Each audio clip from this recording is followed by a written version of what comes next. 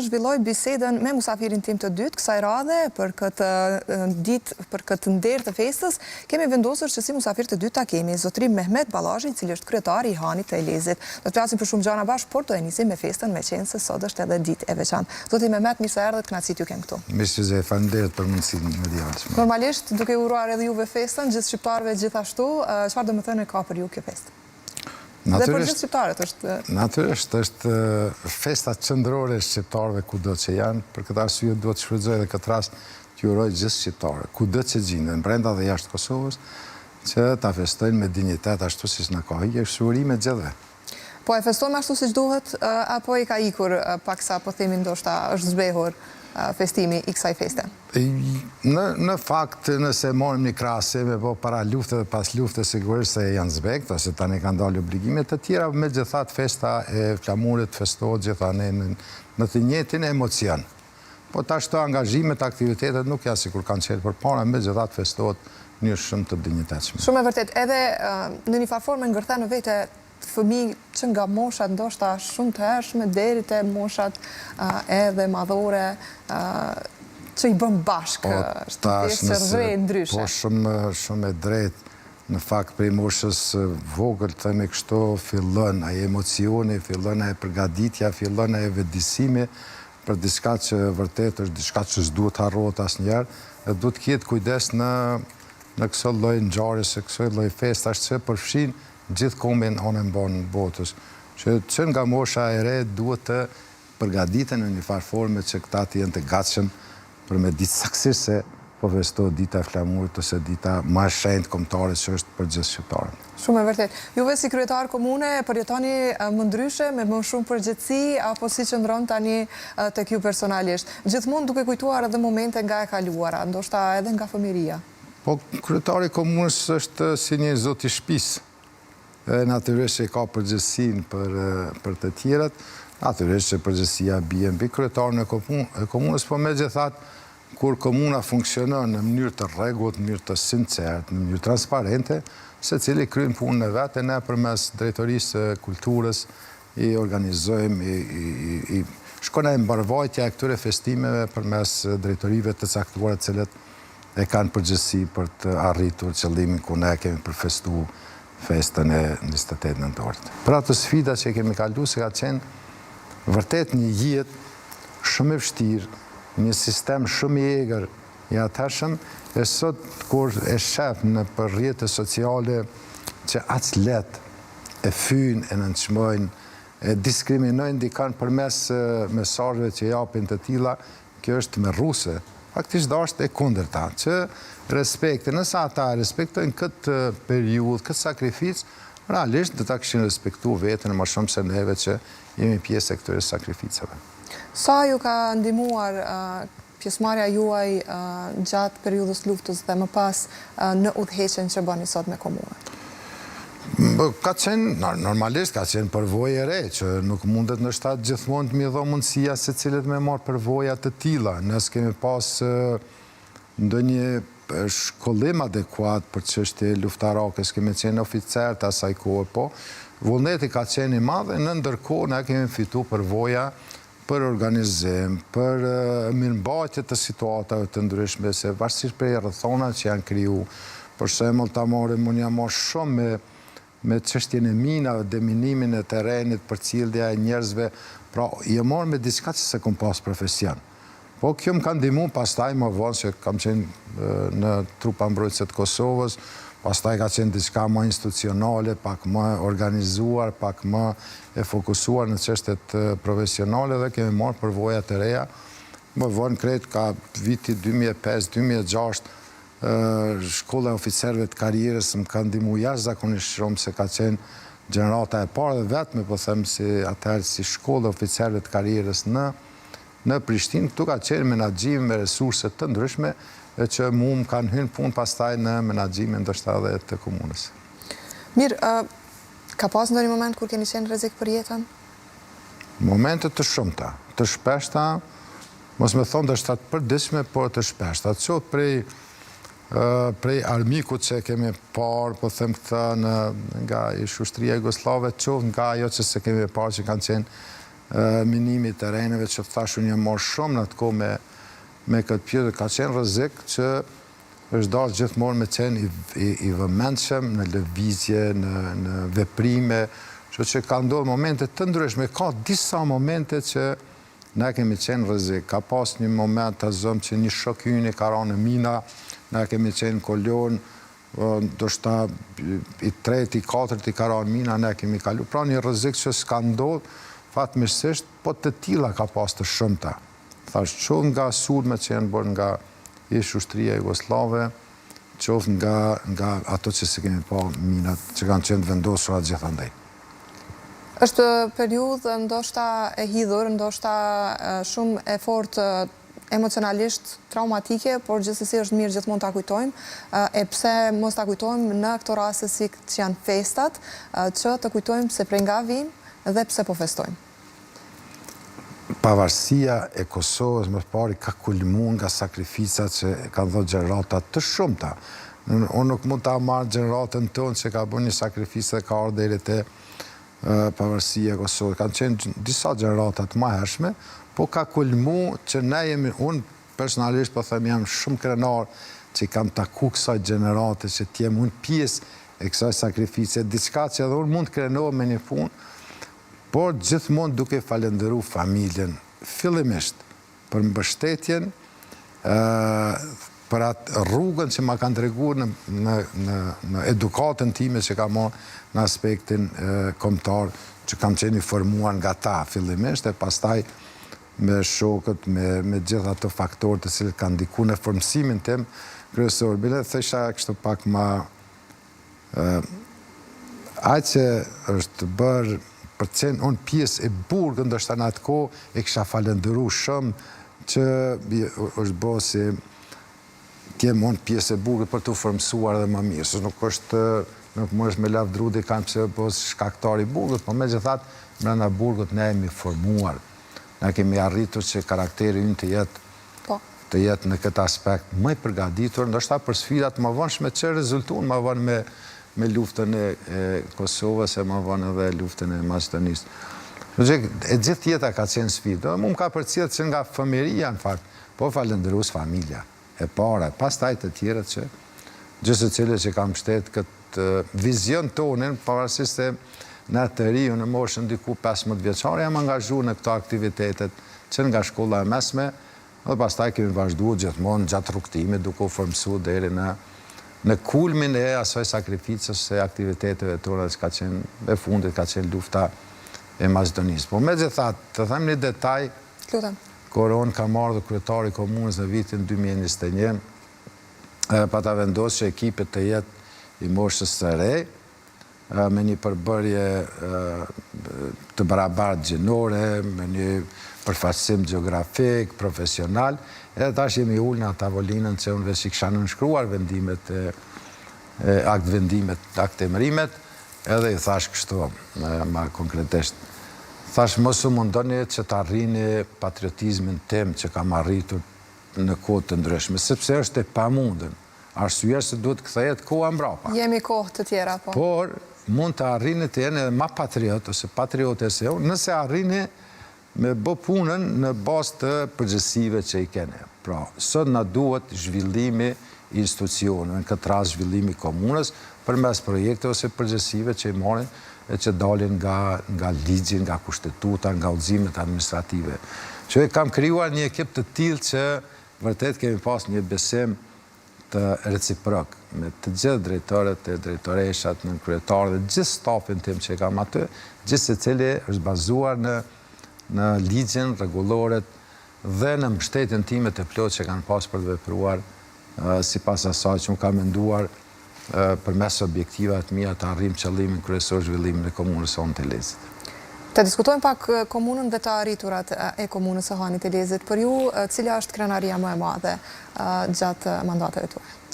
Po, tash krenari nuk për di cilën kështë mund me radhit ose me qitë. Po, janë të vështira, është e vërtet, është mindasim i vra, është këtë përgjigja. Me ta thonë të drejten, ma shumë jam i prirur nga në inovacione, diçka që është inovative, diçka që është gjithmonë e njëjta, sikur është në komuna tjera. Unë ma shumë këmë darë se Ajo që unë funksionoj është me një mendësi më liberale, me një mendësi që i përshtatet edhe politikave evropiane, për arsye se ne jemi në Evropë. E ne duam që edhe honi lezet të jetë pjesë e mendësisë evropiane, e cila vërtet ka zhvilluar jashtëzakonisht shumë.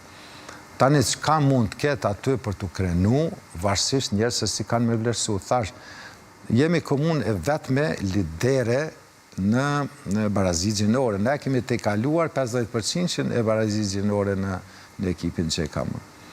Kemi të kaluar edhe moshën e ekipit që e kam. Pra është, asnjë komunë nuk e ka moshën e njëjtë, janë më të vjetër, por te unë jo.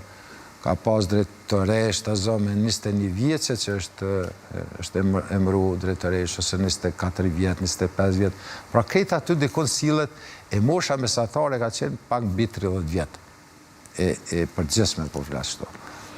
Ose e përfshira gjeografike që unë se kam koncentru drejtore dhe drejtoreshat vetëm të një rajoni. Pra të gjithë honit e lezët, atë sa kemi hapësirë, pra kam marrë të gjitha. Edhe në aspektin profesional, se cili drejtore se drejtoresh i takon profesionet të cilin e ka. Se cili të azom, nësë është administrata, ka një fakultet ose qoftë edhe magjistre ose master të administratës, i bujqësisë është me fakultet bujqësisë, ose arkitektura, zhvillimit ekonomik dhe turizmit, pra se cili e ka adekuat. Të kanë qenë ato pikat shumë të rëndësishme që u kam mendu për mes tyre me arrit dhe mi realizu objektivat e mija për të arrit dhe të qëllimi kryesor që ka qenë honë e lezit me bo, thësha kështu, vend qëndrim e jo vetëm vend kalim, se honë e lezit të njoftë si një vend që ka një fabrik të prodhimit cementës edhe një kufe që duhet me kalu në Macedoni, e për të bo vend qëndrim, pastaj është dasht me funksionu,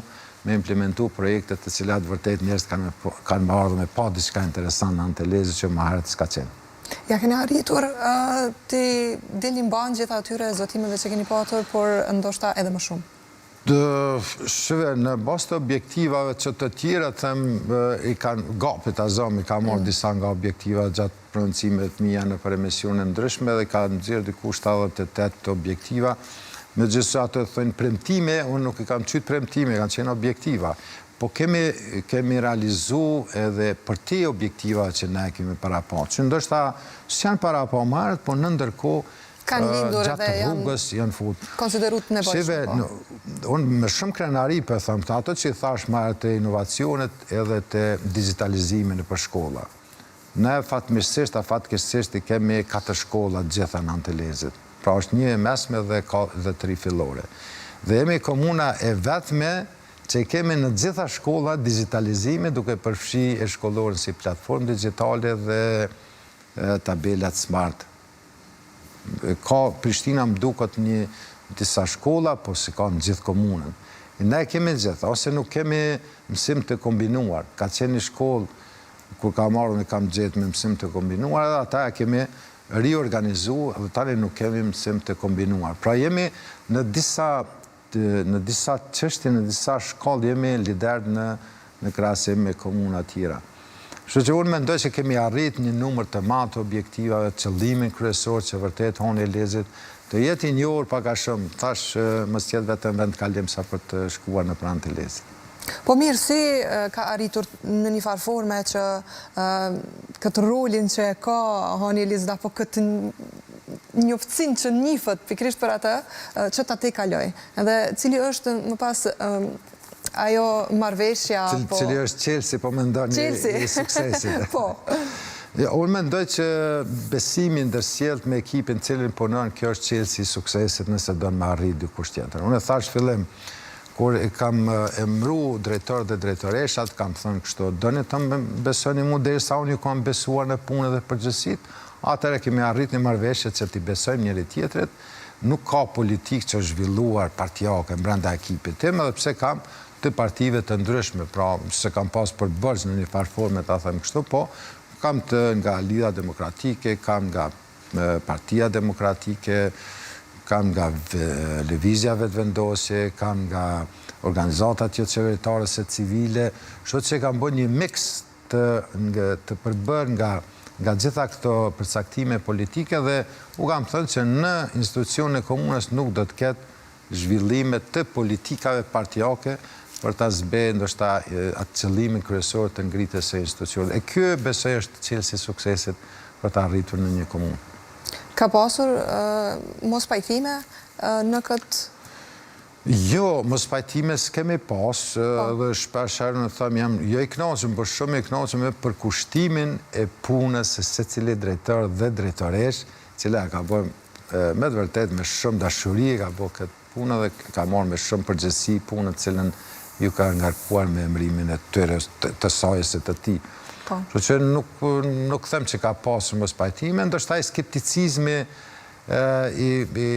një pjesë të njerëzve që si po ki ka që gudzim me marrë një drejtoresh me 21 vjetë, që nuk është dikon e thonë me 21 vjetë të marrë. Se na jemi mësu me fodullëk me kriju ekipet e tilla dhe duhet t'i ketë një 50 vjetë, 60 vjetë, e marrë me bërë një drejtor ose drejtoresh, ose me pas një kravat pa tjetër, ose me pas do diçka një pamje pak ma ta ega në kuptimin e asaj pamjes të jashtme. Po jo, unë kom mendu që duhet jemi shumë liberal në funksionimin e institucionit. Pra, si cili, unë kam funksionuar kështu, që si cili ta ketë përgjësinë e vetë.